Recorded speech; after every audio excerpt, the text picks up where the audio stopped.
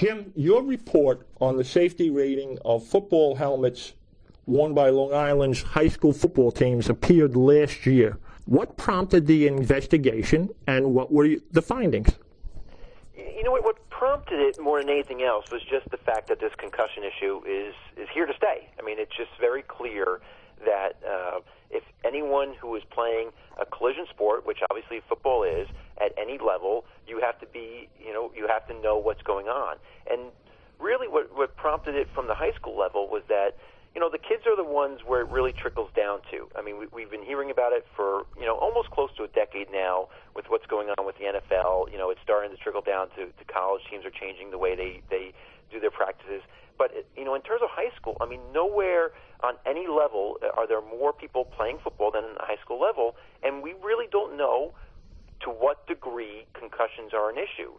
So really that's kind of what prompted it, was just the basic question of how deep are concussions taking place on the high school level, and really how can we find it out? And really from there, it was more of a question of how can we find it out? I mean, it was the thought of, well, we can call each coach and say, how many concussions do you have? Or really, public records is really what changed it. I mean, because from a high school perspective, they're all public. We decided to put in these freedom of information requests for all concussion information from last season. It would have been the 2014-2015 school year, a year ago, and just to see how many concussions at each school. And that was the basically the impetus for it. That's what led to helmets. That led to all these different spin-offs. And really, to be perfectly honest, I had no idea what to expect. I didn't know if we were going to get, one concussion from across Long Island, or if we were going to get 1,000. So when they started coming back, I mean, that was interesting. The football helmets, that aspect of it, that really came about just because Virginia Tech is doing these studies. There is varying degrees of, there's experts who say it's great, and there's experts who question it, but they're the only ones doing this game right now. Virginia Tech has these bioengineer professors who are studying football helmets and saying to what degree one is better than the other at protecting against a concussion.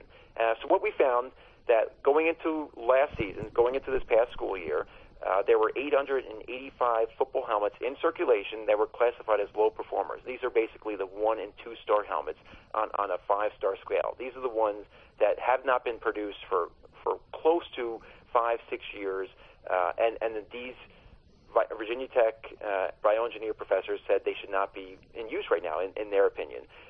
Secondly, we found that at the 116 schools, with football programs, we were able to get to helmet inventories from 108 of them. We found the 885 football helmets. We also found that concussions, that there were 364 reported concussions at 88 public high schools and 2 private schools, and then there was additional 14 schools that said they had no football players suffer concussions on any of their teams, varsity, junior varsity, freshmen. Now, obviously going into it, we didn't know what to expect, but once you start seeing 364 at 88 and then you see none at 14, you start wondering what's going on. So really it was a lot of numbers being thrown out, but it was the challenge was, okay, here we got this information, let's try to make some sense of it.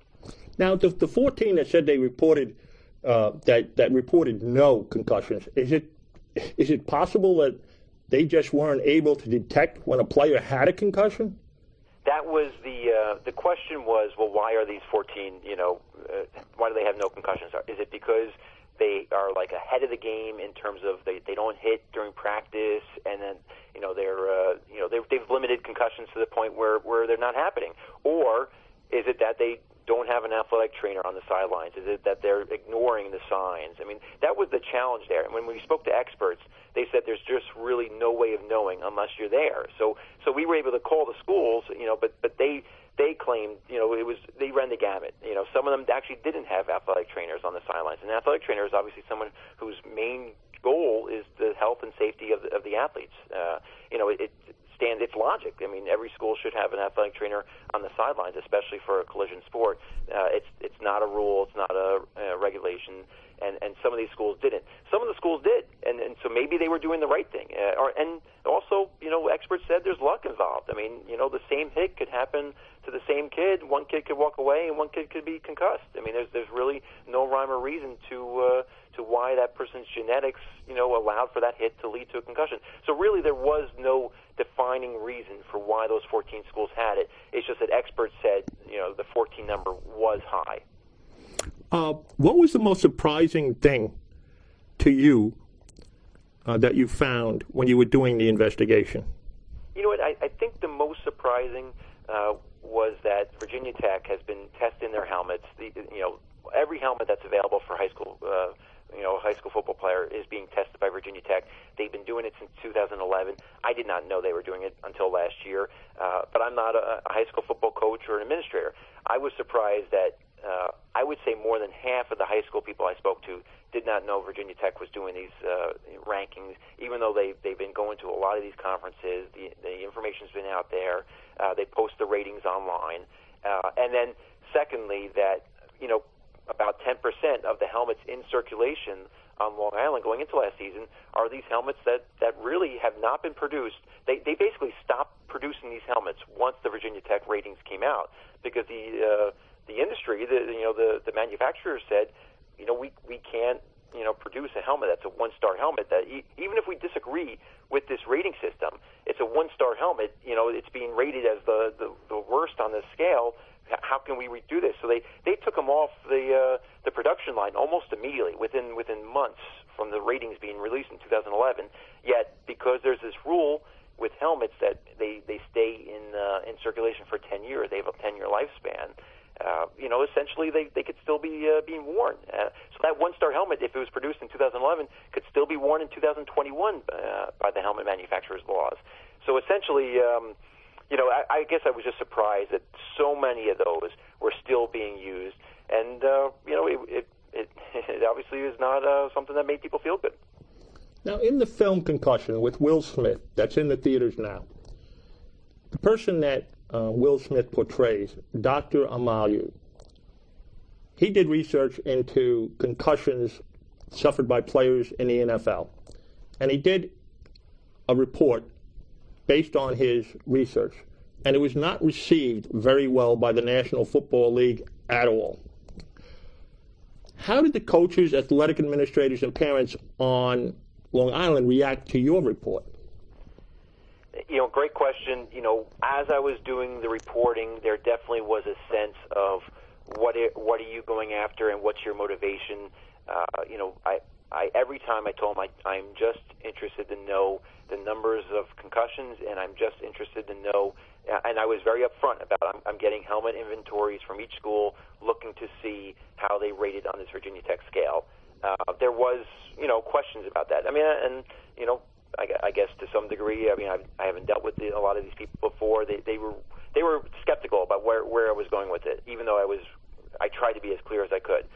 Afterwards, and I guess the biggest change, or the biggest reaction, actually came in the weeks before we were about to publish this. So we published this beginning of October. I would say the first real response came at the end of August, when Miller Place decided that they were going to take out all their low-rated helmets and replace them before they were, their season even began, and that was in response to our just asking questions. I mean, I didn't ask them to do that. I didn't, bring that up as an option. I just asked for the helmet inventory, and they figured and I told them why, and then they responded by saying, hey, we're going to just, get ahead of this. We're going to get these helmets off, and we're going to, get higher-rated helmets.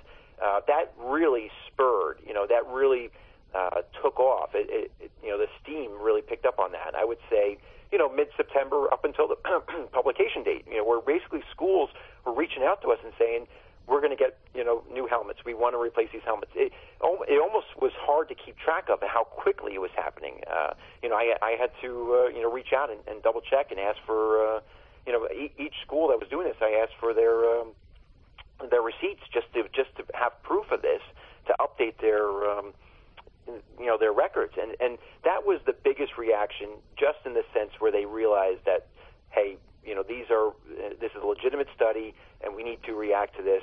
We can't be sending our kids out. Whether or not a 5-star helmet is 10 times better than a 1-star helmet, or if it's 2 times better than a 1-star helmet, these bioengineer professors are saying that it's better. It better protects our kids. We need to upgrade. So essentially, that happened. I would say more than half of the schools that had 1-star helmets. It happened in the weeks before, even until the day before we actually went to the print. The Sewanega School District gave us, a receipt that showed they had bought something like 100. I think it was 160 5-star helmets. They spent something like $36,000 on helmets just the day before we went to print. And it could be, people could say it's for public relations concerns. They didn't want to look bad, but at the end of the day, they got what's rated as better helmets, and that was really the reaction. And then, in response to the story, same thing just continued to happen, where schools were going out and buying better helmets. There was reaction, though. I got a sense from reading your article that there were some reactions like, well, this is being overstated. This is football. That's the way it goes. That's the way football. That's what football players have to accept as part of the game. I mean, that was in the movie, and I got a sense that there may have been 1 or 2 coaches that you reported on that had somewhat the same attitude. Yeah, and you know what? That attitude obviously was very prevalent 20 years ago.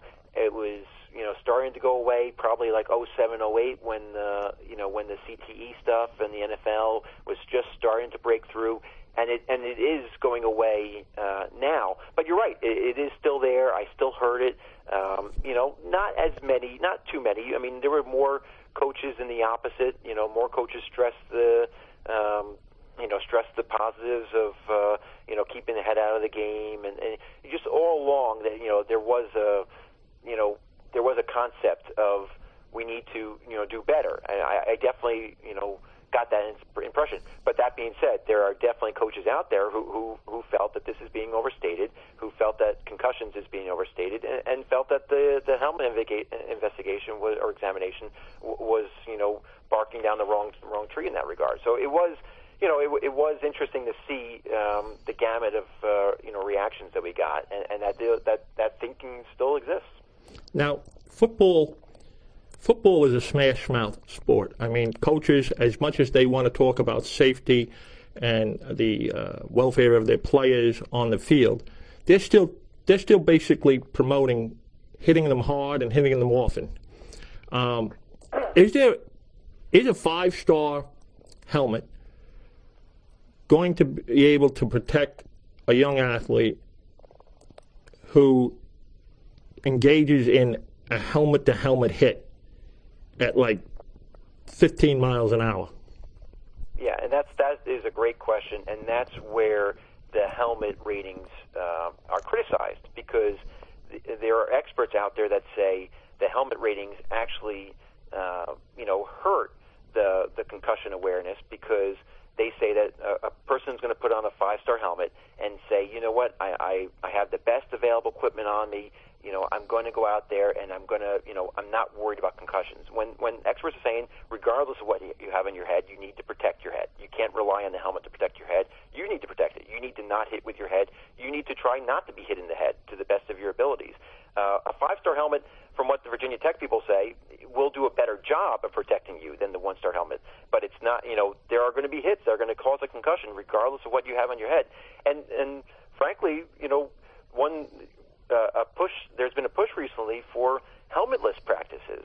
There are experts out there that say kids should be practicing, not in games, but practicing without helmets, because what better way to protect your head than to not have anything on it, because you're not going to hit with your head, and you're not going to want to be hit with your head without anything on it. They're saying the helmet actually plays a bad role in it, because you think, okay, I got the helmet on, I can get hit in the head, when really every hit to the head has a potential for causing concussion. So while there's definitely a consensus out there, at least among the brain experts, that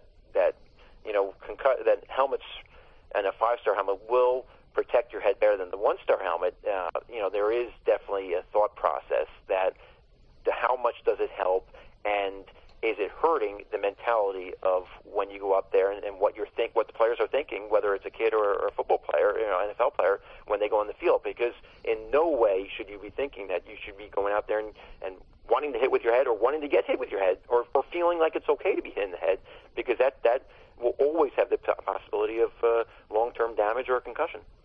PBS did an extensive documentary titled League of Denial, which was about concussions in the NFL.